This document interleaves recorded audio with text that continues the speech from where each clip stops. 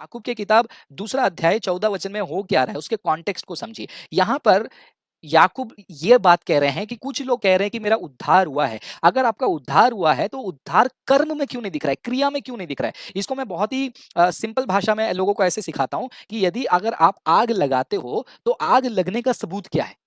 आग लगने का सबूत यह है कि आप फायर देखोगे, हीट देखोगे और धुआं को भी देखोगे। So there is a byproduct of what you have done, right? When you lit up a fire, there is a visible fire, there is heat around the fire and there is smoke around it. तो बिल्कुल हमारा विश्वास भी वैसा ही है। Somebody says कि मेरा salvation हुआ है, मेरा उद्धार हुआ है, तो उद्धार का चिन्ह क्या है?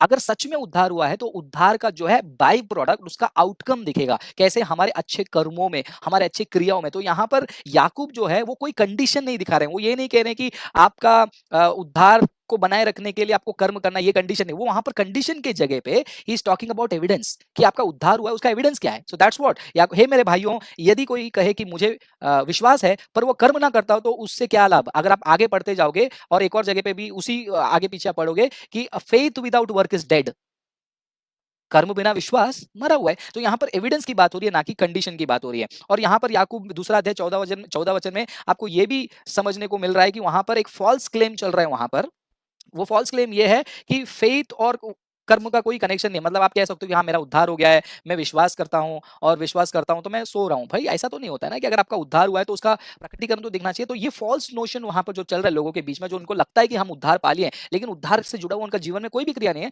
तो उस माइंडसेट, उस मिथ को तोड़ने के लिए याकूब उस पत्र में इस बात को लिख रहे हैं। और इस बात को समझिए, works are the result, not the reason. Okay, काम जो है वो एक क्रिया है, वो काम के वजह से उद्धार आया है ऐसा नहीं। इसलिए मैंने आपको वो आग का एग्जांपल दिया है। तो इसलिए आपको बाइबल को कॉन्टेक्स्ट